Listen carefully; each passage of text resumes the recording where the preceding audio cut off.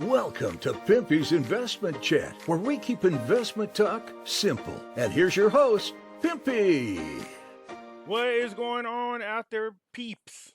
All right, let's talk about the latest and the greatest when it comes to our friends that are creating a central bank digital currency. And how soon are they really to implementing this program? They might be a lot closer than you think, but I did notice there is some backpedaling that seems to be going on. Janet Yellen is now claiming that we are years away from implementing the CBDC. Now, as a reminder, think Agenda 2030. The World Economic Forum has an agenda. It's easy to Google. You can even go on YouTube and look up Agenda 2030. That is their plans for us. We are in 2022. They are 8 years away getting us prepared for the New World Order. Before we get started, hit the thumbs up button. As you know, it does help the channel get past all the YouTube algorithms. And if you're not a subscriber, please do so, because when you do, it helps out the channel, and I surely do appreciate it. Gold and silver, that's what you should be thinking as part of your safety net and your future retirement. And when you go to buy your gold and silver, go to our friends over at Money Metals Exchange. The link is down below in the description. If you are a first-time buyer and you spend more than $100, use promo code Pimpy, P-I-M-P-Y, and you will get a free half ounce of silver. Cryptos seem to be taking a hit, and as usual, the thing that I don't like about cryptos, take a look over here at the graphs. They all seem to be the same pattern. They should be independent of one another. Some should be green, some should be red. The graphs should not all look similar to one another like that. Bitcoin below 41,000, sitting at 40,885. Ethereum is at 3,032. The New World Order coins, XRP is at 70 cents. Solana is at $102. Cardano is at 94 cents. Avalanche at $76.53. Dogecoin's over there at 14 cents. Polkadot's at $17.81. Shiba at 4023. Polygon's at $1.35. Crypto.com's at 41 cents. And if you take a look at the 52-week average, you can see that the main coins are still just below the halfway mark. Almost all the other coins sitting all the way over to the left, which is the low side of the 52-week average. So what's going on with cryptos? There really hasn't been a lot of activity. They seem to be sitting there running horizontal. Now, we've seen this happen. When? Well, remember at the peak in 2017, then around 2018, they crashed, and then they just ran flat for a couple years. This is what I'm talking about. See, in 2017, by December, they were at their peak, and then slowly they started declining, hitting the very bottom almost a year later, 11/25/2018. So it took just a little under a year from the highest to one of its lowest, and continued to accumulate really all the way until about March of 2020, after the big dip when the RONA first came out. So what are you looking at? You're looking at about a year and a half, maybe, just a little under a year and a half. It didn't go up very much. It didn't go down very much. We are seeing a lot of hedge funds. We are seeing a lot of billionaires claiming to hold large amounts of cryptocurrencies, pushing everybody in that direction, which is always a concern for me. But as of this morning, cryptos are running in the red. And if cryptos are running in the red, that means Saitama is definitely in the red. They've added a zero. Now they have 8 zeros, 7-1. This is terrible. They're down 19.8% over the last 24 hours. You can see they are positive in the last hour, though. They're 0.8% increase, but over the last 24 hours, negative 19.8%. Over the last 7 days, they are negative 39.4%. Over the last 14 days, they are negative 36.5%. And over the last 30 days, they are negative 43%. These guys can't seem to catch a break. Gold sitting at $24.91. It was at above 25. But as you can see right here, it got up to about $25.35. And then the paper markets did their thing. And we are where we are at the present moment. So once again, the powers that be, making sure that silver doesn't run up too much. And the same can be said about gold. Gold sitting at $1,951.60. It is in the green. But as you can see, same thing. There's a dip. Just like the graphs on the cryptos where you see them moving the same way at the same time, the same thing happens with gold and silver. This is obviously evidence of a manipulated market. Have faith in your investments. It's not just gold and silver, all precious metals markets and commodities markets, for that matter, seem to be manipulated big time. Russia added yuan and the euro to reserves before war, cut dollar shares, but not just that, they are trying to get away from using the US dollar altogether. Russia has enough holdings of yuan and gold even after the US and its allies imposed sanctions on its reserves in dollars and other currency. Bank of Russia's governor said in her annual report to Parliament on Monday. Continuing a multi-year effort to reduce exposure to the U.S. currency, the central bank cut the shares of dollars in reserves to 10.9% as of January the 1st from 21.2%. Yeah, that's a pretty big decline. With the U.S. and allies imposing sweeping sanctions on Russia following the February 24th invasion of Ukraine, including limits on the central bank's reserves. This extraordinary shock situation will lead to large-scale changes, she went on to say. The difficult process of adapting to the new conditions will inevitably lead to contraction in the GDP, but the Russian economy will be able to return to the growth trajectory. I found this one interesting. This article, it's a little bit older, it's from March 30th, but the reason why it catches my attention is because there was a ton of articles that were out there saying that black people are discouraged about using cryptocurrencies because white nationalists use them. It seemed like the media was going after cryptocurrencies, trying to discourage people from using them by using the good old race card like they do in everything else. But in this article, it says quite the contrary. Thousands of black Americans have left formal banking behind and are now leading the way in digital-only banking.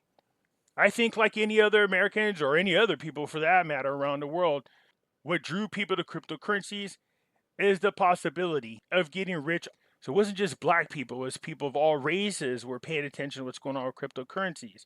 But the contrast in this article versus all the other ones I saw, everything is about racism, racism, racism. And that's what they try to use to discourage people from something which I think is sickening. The article goes on to say that black Americans are using digital-only banks as their primary financial institution more than any other ethnic group in the United States. A new analysis from business research firm Morning Consult found. So when I first read this first paragraph, I was wondering how they got this information, considering you don't fill out what your nationality or race is when you open up the account. And I was thinking, how are you going to be able to do any type of analysis unless the platforms are giving up your information, which they're not supposed to be according to the platform. But you go down here and you can see what they were doing is a survey. Okay, survey, how do they know who to contact? So again, it brings me right back to the issue of how do they know who to contact? Are they just randomly calling people to see if they even have an account? So how accurate is their analysis? But this would make sense to me given the history between governments and banking and minorities in general. Morning Consult drew its analysis from a series of surveys between July of 2021 and January 2022. They found that 14% of black people said a digital bank was their primary banker, compared to 8% of the white people and 13% of Hispanics. Black people also outpace other ethnicities in having credit union accounts, the survey found. Being with a credit union, in my opinion, is much better anyways. There's so much crap going on with the big name banks. There's a lot of mergers going on. They're often caught in a lot of criminality and nothing happens to them. But if a bail-in comes in, depending on what credit union you belong to, you are safe from the bail-in. So if you belong to a credit union, what you should be checking is to see if they are not a satellite of one of their bigger banks, like Wells Fargo, Bank of America, stuff like that. You can just ask them, are they linked to or owned by any of the bigger banks? If not, then you should feel pretty safe in your credit union. Say a Morning Consultant Financial Service Analysis, who authorized the study, said the survey means traditional brick and mortar banks would need to step up their online features if they want to attract or keep black customers. She also said that more black people are adopting digital banks because the institutions are doing exactly what customers are desiring. No, it has nothing to do with the services provided. Not at all. It has zero to do with the services provided by a traditional bank versus cryptocurrencies. It has everything to do with the opportunity of gaining wealth off the increased value of your cryptocurrency. But I do think it's interesting that we've seen a lot of articles claiming that Black Americans are staying away from cryptos because of all the white racism. But in this article, it's saying something totally different when you actually talk to Black people. Now, it's not just cryptocurrencies they're talking about. They're also talking about other forms of digital banking, which does make sense to me. Many digital-only banks have the express goal of reaching traditionally underserved populations. So it is not surprising that they've been successful in serving Black customers. If you go down here, you can see Black Americans like how digital banking integrates other financial apps that they use often, like Venmo or Zelle. Now, these two features right here would be the other reason why they would use digital banking: the ability to transfer funds to one another easily. But for cryptocurrencies, yeah, definitely the main reason is the opportunity to gain wealth. Economic research over decades have shown that Black Americans have a scorned relations with banks. Banks have denied would-be Black homeowners from loans and approved credit cards with higher interest rates when compared to other ethnicities. Because of these trends, thousands of Black Americans have left formal banking altogether. Yeah, you can actually borrow money on cryptocurrency platforms, but they will use your crypto as collateral. So it really depends on how much crypto you're holding. But that is an option. All right, because many people are asking about cross-border payments. I'm going to go ahead and play this little video. It won't take very long, but it explains what this big issue is about digital banking and the CBDC and cryptocurrency. What is cross-border payments? Let's take a listen. With cross-border e-commerce increasing, it's important that businesses are able to accept payments from their customers across the globe. By 2022, it is estimated that cross-border shopping will amount to $630 billion and make up 20% of e-commerce sales. It is also set to expand its reach, spanning at least 29 countries over the regions of North America, Latin America, Europe, Asia Pacific, Africa, and the Middle East. If you are a merchant operating internationally, it is crucial that you are able to accept payments across all the countries that you are targeting. So, what are cross-border payments? Cross-border payments are transactions where the payer and the transaction recipient are based in separate countries. The transactions can be between individuals, companies, or banking institutions who are looking to transfer funds across territories. To accept cross-border payments, merchants will need to work with a payment service provider who can process a wide range of payment methods. Credit and debit cards, bank transfers, and local payment methods can all be used to make cross-border payments. Credit and debit cards are a go-to option for many consumers who are looking to make a cross-border payment, as they simply enter their card details and wait for the transaction to be approved. International bank transfers are another way of placing cross-border payments. Consumers will need the merchant's IBAN and BIC to complete this type of transaction. Local payment methods such as e-wallets can also be used to facilitate international transactions. Customers like to pay in a way that is convenient and familiar to them. Therefore, it's worth researching preferred payment methods in the territories you are targeting. International payments normally take between 2 to 5 business days to clear. The more financial institutions that the payment has to pass through, the longer the transaction will take to clear. Soon, real-time cross-border payments will be adopted on a wider scale, with methods like Visa Direct and Swift GPI gaining popularity. Another feature coming soon that will make cross-border payments more efficient is secure customer authentication. Once implemented, payments made within the European Economic Area will have to go through a two-factor authentication process to verify the identity of the cardholder. Merchants should work with a payment service provider who offers timely payment processing, transparent fee structures, a secure global payment gateway, a range of local payment methods and settlement currencies. So to put it in a nutshell, just so you understand, in the past, it was really hard for businesses to reach globally. Usually when you did business, you did it locally. Now with e-commerce, whether it's on eBay or Alibaba, or if you just buy direct to the company, if there is something that they provide that you want to purchase, you could purchase it over the internet. In the past, if you wanted to buy something that was overseas, you would make the purchase. Your bank would send the money over to the other bank. Then what happened, they would have to convert it from US dollars into that particular country's currency. Then the money would get sent to the business. Then the business would send your product. This was what would take a while. The conversion time, the US dollars to foreign dollars. And the reason why that was an issue is because between those 2 to 5 days of waiting for a settlement to happen, currencies go up and down in value, sometimes with big losses or big gains. And that would cost banks money over time. Not so much us, but the banks. And we all know that the banks care about their monies more than they care about yours.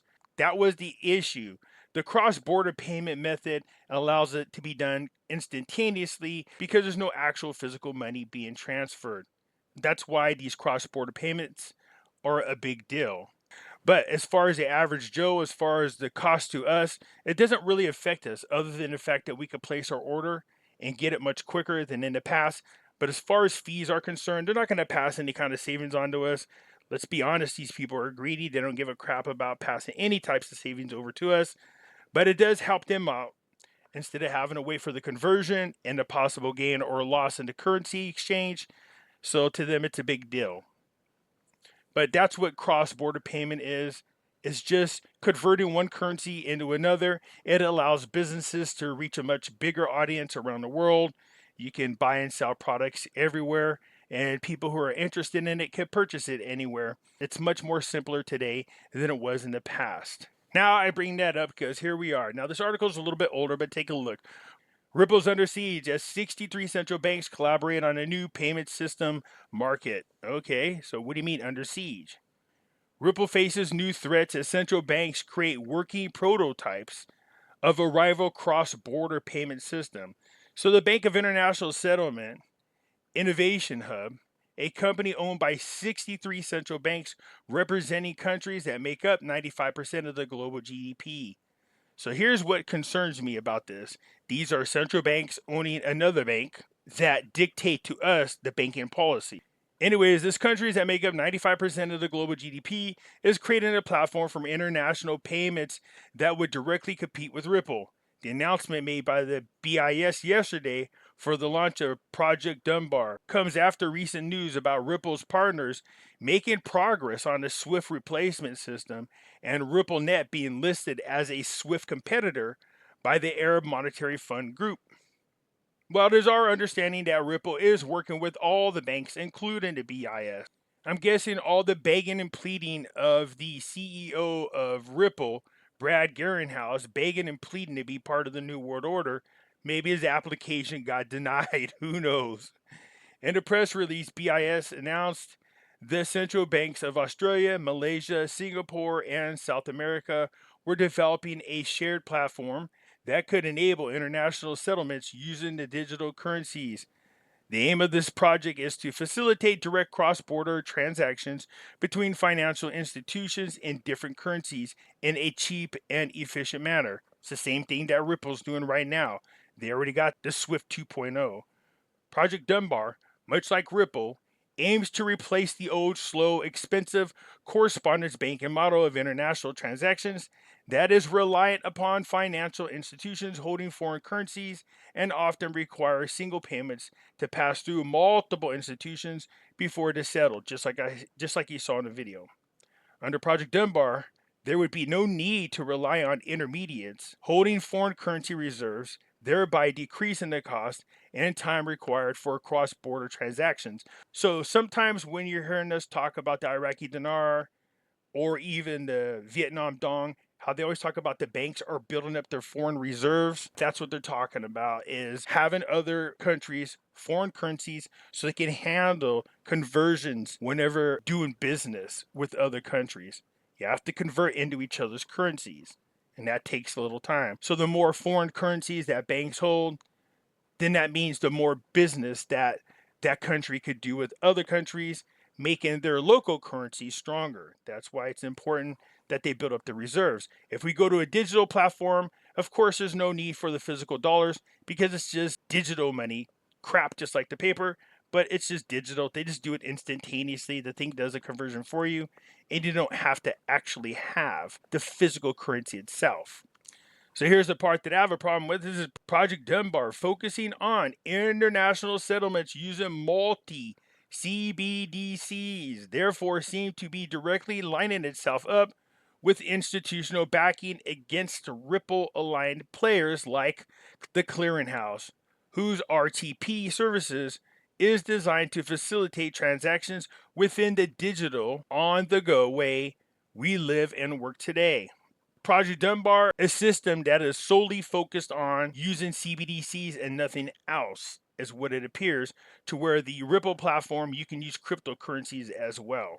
It says the Bank of International Settlement claimed they had successfully developed 2 prototypes for their common international settlement platform, Corda and Partier. In response to the complete report, the chief fintech officer at the Monetary Authority of Singapore said that Project Dunbar marks a key milestone in advancing the efficiency of cross-border payments globally. So if this Project Dunbar is successful, then there won't be any need to piggyback on cryptocurrencies, and most likely there will be no need for cryptocurrencies at all. So we'll keep an eye on that and see how much of a pain in the butt this new project for crypto people. But that is the difference between the two. One is focusing on doing business solely using the central bank digital currency, where Ripple's platform allows the central bank digital currency as well as cryptocurrencies to be used. And we all know these banks don't like competition, so it makes sense to me that Project Dunbar would be something that's on their radar. Anyways, that's it for now. You guys hit the thumbs up button. If you're not a subscriber, please do so, because when you do, it helps out the channel, and I surely do appreciate it. And I'll catch you later. I'm out.